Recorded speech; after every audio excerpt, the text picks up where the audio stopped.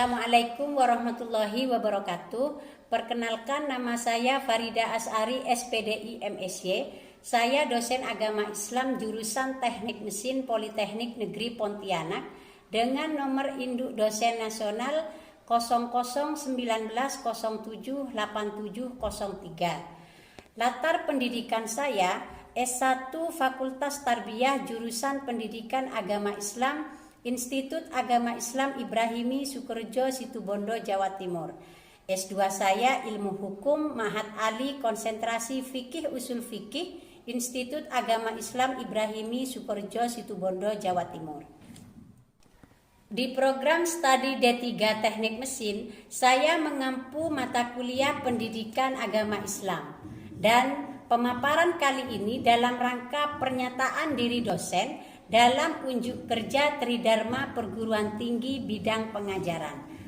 Pada kesempatan kali ini, saya akan menjabarkan terkait mata kuliah yang saya ampu, di mana pemaparan kali ini mencakup prinsip delivery, yang artinya apa yang saya bawakan dalam materi perkuliahan yang saya ampu. Yang selanjutnya interaction, bagaimana saya berinteraksi dengan mahasiswa dalam proses pembelajaran. Kemudian asesmen, bagaimana saya mengukur kemampuan kinerja mahasiswa secara objektif dalam proses pembelajaran. Dari mata kuliah agama Islam ini, saya akan menyampaikan yang pertama adalah deskripsi mata kuliah. Kemudian hasil pembelajaran umum mata kuliah agama Islam, hasil pembelajaran khusus mata kuliah agama Islam, kemudian materi pokok mata kuliah agama Islam, dan selain itu juga saya akan menyampaikan bentuk pembelajaran atau metode pembelajaran, dan yang kemudian nanti juga saya akan menyampaikan sistem penilaian mata kuliah agama Islam, di mana dalam indikator mata kuliah agama Islam ini dengan kode TME 10120 memiliki bobot SKS yang terdiri dari 2 SKS teori. Kemudian mata kuliah agama Islam ini diajarkan di semester 1 pada program studi D3 Teknik Mesin.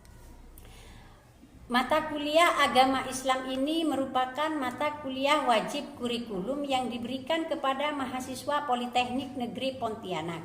Dan dalam mata kuliah ini mempelajari tentang bagaimana awal penciptaan alam semesta, peran, tugas, dan kewajiban manusia, kemudian bagaimana manusia beriman, berislam, serta berihsan. Lalu selanjutnya bagaimana manusia menerapkan hukum dalam kehidupan sehari-hari, baik dalam kegiatan bermuamalah, bermunakahah, bagaimana dia berakhlak pada sekitar, dan tumbuh kesadaran untuk melestarikan lingkungan, serta kesadaran untuk membayar pajak pada negara. Hasil pembelajaran umum dari mata kuliah agama Islam ini adalah bagaimana mahasiswa mampu menunjukkan sikap religius, menjunjung tinggi nilai-nilai kemanusiaan, taat hukum dan disiplin, serta berkontribusi dalam peningkatan mutu kehidupan bermasyarakat, berbangsa, bernegara, dan beradaban berdasarkan agama, moral, dan etika. Lalu selanjutnya, mahasiswa mampu menghargai keanekaragaman budaya, pandangan agama, serta kepercayaan, serta mampu menginternalisasi semangat kemandirian, kejuangan, dan kewirausahaan dengan sikap bertanggung jawab atas pekerjaan di bidang keahlian. Hasil pembelajaran khusus mata kuliah ini adalah diharapkan mahasiswa mampu menerapkan pemikiran logis, kritis, inovatif, bermutu, dan terukur tentang memahami awal terbentuknya alam semesta ini dan bertakwa kepada Tuhan Yang Maha Esa. Kemudian mampu menjunjung tinggi harkat dan martabat manusia, mampu menunjukkan sikap religius, mampu melakukan dan menerapkan ajaran agama Islam dalam kehidupan sehari-hari, mampu menganalisis kasus-kasus serta menghargai perbedaan pandangan, perbedaan pendapat, kemudian temuan orisinal orang lain, kemudian mampu menunjukkan sikap kinerja mandiri, bermutu, dan terukur dalam bermuamalah secara Islam, kemudian mampu menerapkan dan melakukan pernikahan yang sah berdasarkan Islam dan negara, mampu menunjukkan sikap dan etika yang baik pada Tuhan, Rasul, diri sendiri, keluarga, tetangga dan masyarakat luas, mampu menunjukkan sikap sebagai warga negara yang bangga dan cinta tanah air, memiliki nasionalisme serta rasa tanggung jawab pada negara dan bangsa, dan mampu menunjukkan sikap sebagai warga negara yang baik, yang taat, yang sadar hukum, dan taat pajak. Materi pokok pembelajaran agama Islam ini meliputi alam semesta, tugas, peran, dan kewajiban manusia, pokok-pokok keimanan, pokok-pokok ajaran agama Islam, sumber-sumber hukum Islam, muamalah, ketentuan dan putusnya perkawinan, kelestarian alam menurut Islam, serta pandangan Islam tentang zakat dan pajak. Metode pembelajaran mata kuliah pendidikan agama Islam ini saya menggunakan metode ceramah, kemudian metode diskusi, kemudian metode tanya jawab. Selain itu juga saya menggunakan metode pembelajaran resitasi, di mana metode resitasi ini adalah metode penyajian bahan dari seorang dosen memberikan tugas tertentu kepada mahasiswa agar mahasiswa itu melakukan kegiatan belajar. Selain itu juga selain sistem pembelajaran tatap muka, mata kuliah agama Islam ini juga menggunakan sistem pembelajaran Google Classroom yang digunakan untuk pengumpulan tugas dan save materi. Untuk soal UTS dan UAS yang dilakukan melalui Google Classroom, di mana tugas yang telah diupload mendapatkan umpan balik dari seorang dosen, sehingga mahasiswa tersebut dapat mengakses nilai dan tanggapan balik melalui aplikasi tersebut. Untuk penilaian, dilakukan beberapa komponen yang telah disepakati pada kontrak belajar di awal perkuliahan yang mengacu pada Peraturan Akademik Politeknik Negeri Pontianak, yang mana penilaian yang saya lakukan dalam mata kuliah agama Islam ini meliputi aktivitas 10%, tugas 20%, UTS 30%, dan UAS 40%. Berikut saya tampilkan video proses pembelajaran mata kuliah agama Islam yang kali ini materinya adalah putusnya perkawinan atau pernikahan, yang kegiatannya dilaksanakan di Taman Kampus Politeknik Negeri Pontianak. Assalamualaikum warahmatullahi wabarakatuh. Waalaikumsalam warahmatullahi wabarakatuh. Baik anak-anak, Ibu absen dulu ya. Badarkan. Muhammad Ari. Ini kok saya. Sebelum pelajaran hari ini kita mulai, marilah kita bersama-sama berdoa kepada Allah Subhanahu wa Ta'ala. Berdoa mulai.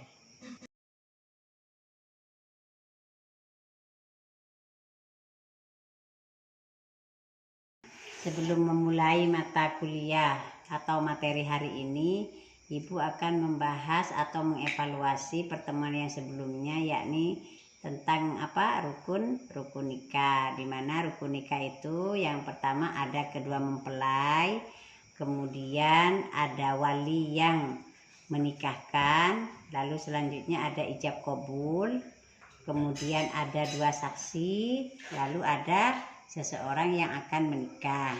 Kemudian yang masuk syarat-syarat nikah itu apa saja? Calon suami telah baligh dan berakal. Kemudian calon istri juga itu adalah calon istri yang halal dinikahi. Lafadz ijab kabul. Dua orang saksi itu juga harus baligh dan berakal. Kemudian identitas pelaku akad diungkapkan secara jelas. Kemudian yang terakhir, wali itu harus memenuhi syarat, di mana walinya itu harus laki-laki, baligh dan berakal, beragama Islam, merdeka, memiliki hak perwalian, tidak ada halangan untuk menjadi wali, dan adil.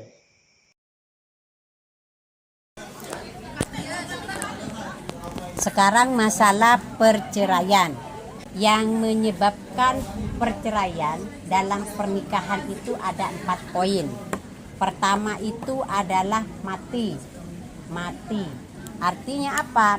Bila salah satu suami istri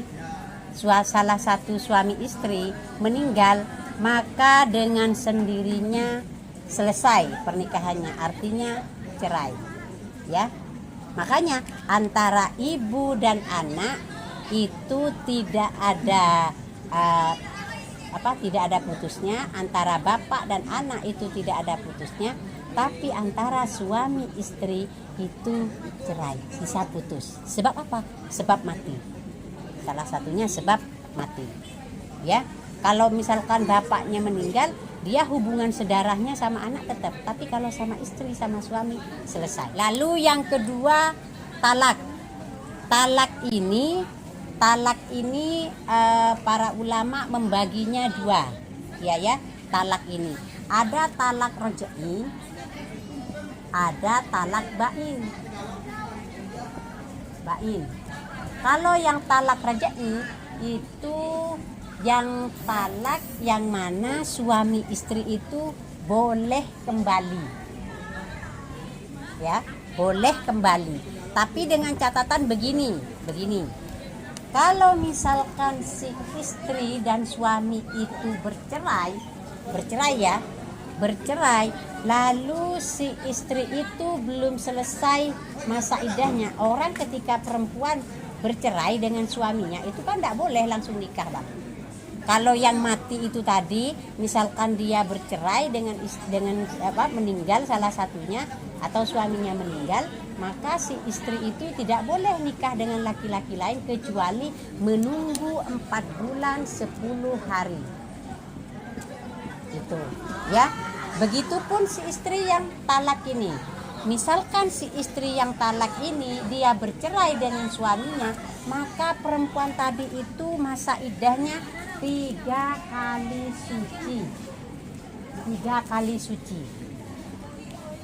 suci.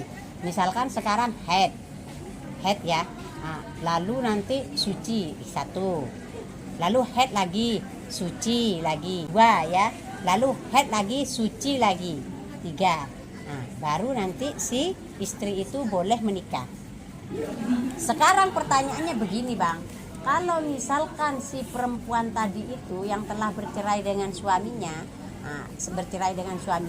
itu masih dalam masa iddah, masih masa 1 kali suci, 2 kali suci, 3 kali suci misalkan ya.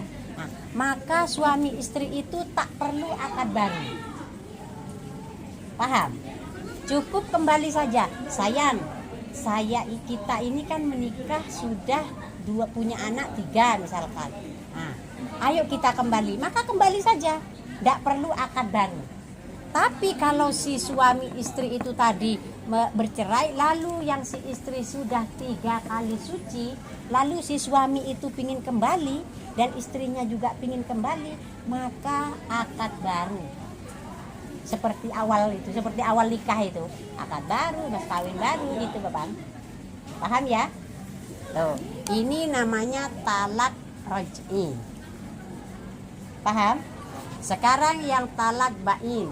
Talak bain ini talak yang mana si istri dan suami itu tadi tidak boleh kembali kepada ke salah satu keduanya, tidak boleh kembali, dengan catatan si istri itu harus menikah dengan laki-laki lain.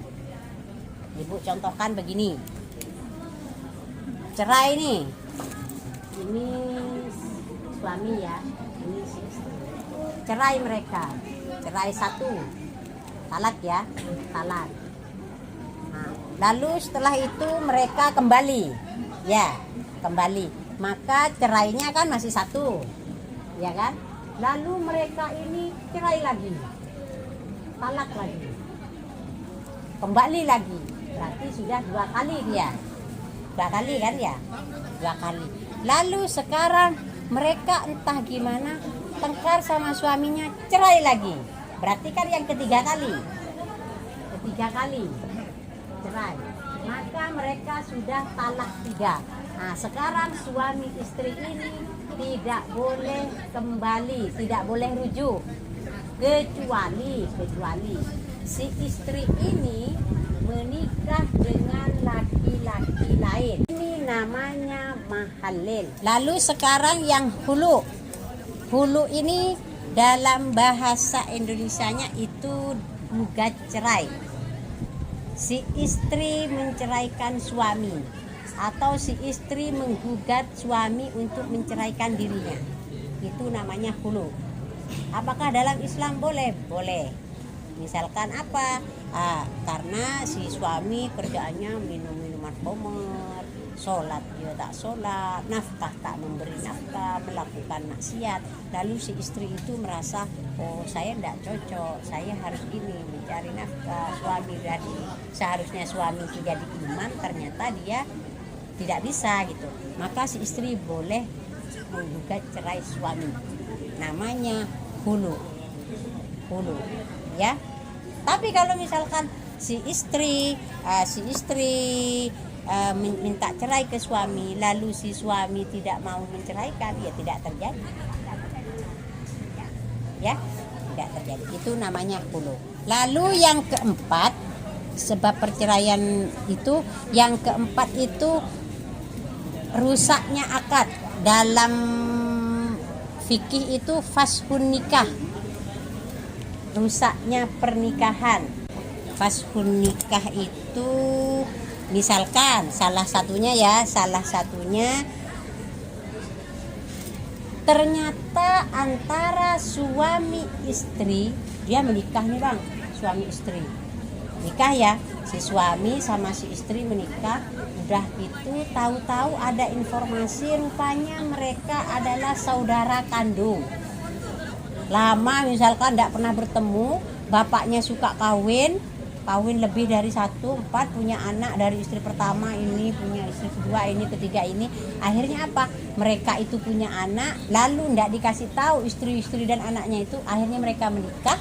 Setelah menikah ternyata mereka adalah masih mahram. Entah bibinya, entah ponakannya, entah saudara kandungnya. Maka dengan sendirinya akadnya rusak. Artinya apa?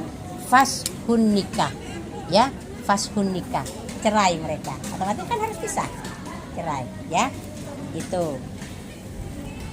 Lalu yang kedua, salah satu contoh biasa yang sering terjadi itu adalah biasa anak kecil itu kan dinikahkan oleh walinya, perjodohan gitu ya, oleh walinya.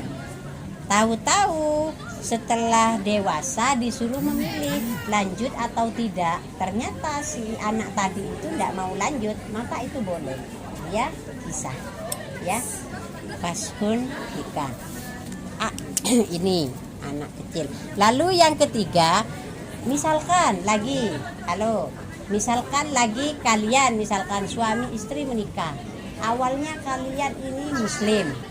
Ya, muslim. Atau salah satu misal ini non muslim, ini muslim, lalu kalian menikah, ya non muslim masuk Islam, otomatis kan kalian menikah. Setelah kalian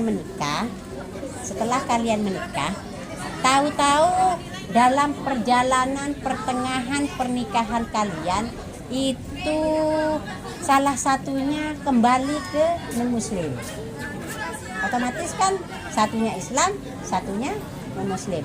Maka dengan sendirinya fashun nikah, cerai. Tidak boleh muslim menikah dengan non-muslim. Paham ya? Itu. Kemudian yang biasa ini keluar dari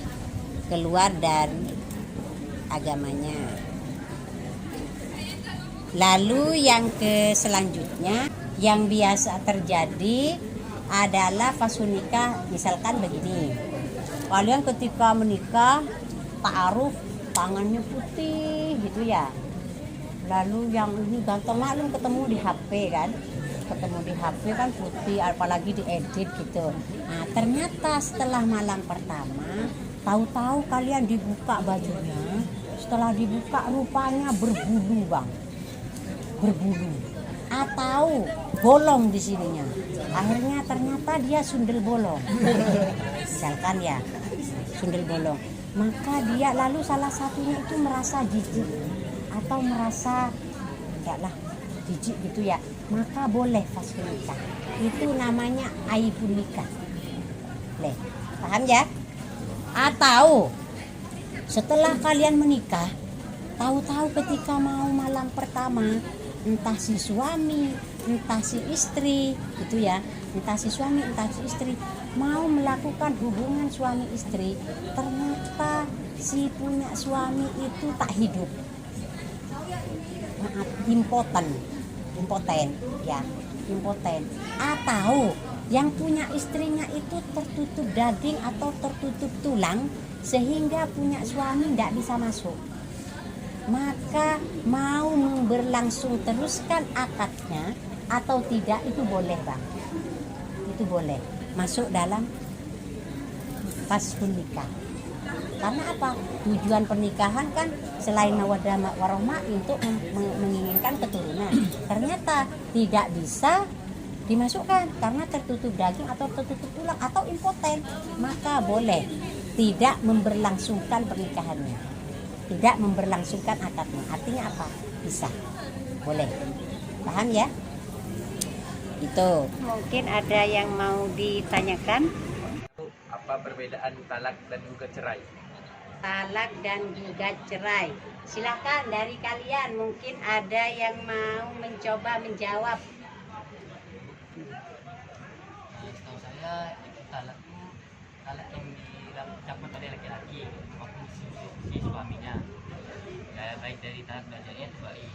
Sedangkan gugat cerai yaitu talak yang dilakukan oleh istri yang meminta gugat cerai kepada suami. Ya gitu ya, nanti untuk kejelasan. Kan tadi ada pembahasan tentang faskhun nikah yang Ibu jelaskan. Nah, saya mau tanya nih, ketika dia menikah dan ada laki-laki yang impoten, tetapi tuh istrinya memberi kesempatan untuk melanjutkan pernikahan, nah, itu jadi bagaimana, Bu? Saya Bu, mohon izin untuk menjawab. Jadi suami atau istrinya ingin melanjutkan akad nikahnya itu boleh saja, karena tergantung pada suami istrinya. Kalau masih ingin melanjutkan berarti itu boleh. Salah satu mereka adalah saudara, berarti akad nikahnya harus dibatalkan, harus cerai. Mau tanya lagi Bu, kan tadi Bu jelasin kalau misalnya suaminya istrinya gugat cerai ini, terus suaminya tidak mau, terus tidak bisa cerai. Terus tapi gimana kalau misalnya si suami tetap dia berlaku kasar, terus tetap tidak memberikan nafkah, jadi si istri ini bagaimana Bu supaya bisa cerai sama suami? Ya, silakan. Saya Bu ingin menjawab pertanyaannya tadi. Jadi apabila sang suami melakukan kekerasan terhadap istrinya lagi, jadi dan tidak mau digugat cerai, maka sang istri menyerahkan kepada wali hakimnya. Oke. Nah, setelah tadi itu dijelaskan masalah perceraian dan sudah diskusi ya, ada yang bertanya, kemudian dari kalian juga ada yang menjawab. Nah, itu sebagai penutup dari materi pertemuan ini terkait masalah perceraian. Sekarang Ibu tanya sama kalian, kira-kira masalah perceraian ini ada beberapa poin, sebab-sebab yang menyebabkan suami istri itu bercerai. Pertama, salah satunya mati suami istri, maka lalu yang kedua, apa itu? Suami menceraikan istrinya, baik itu raj'i atau bain atau tihar atau taklisul talak ya. Lalu yang ketiga, sudah cerai dulu ya, sudah cerai. Lalu yang keempat, rusaknya akad atau yang disebut dikenal dengan faskhun nikah ya, rusaknya nikah, rusaknya akad, baik itu karena dia saudara kandung atau ada faktor-faktor yang lain seperti ayah nikah dan lain-lain ya. Oke, marilah kita tutup perkuliahan hari ini dengan pembacaan doa.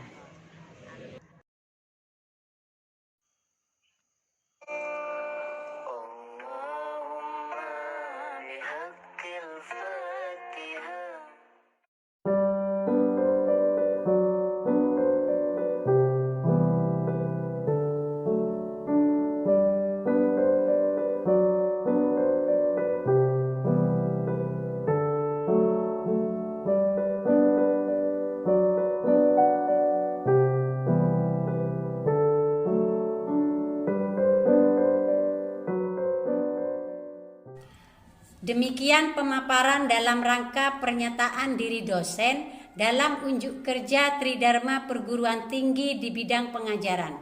Saya Farida Asy'ari, SPDI MSy, mengucapkan terima kasih kepada tim penilai. Wassalamualaikum warahmatullahi wabarakatuh.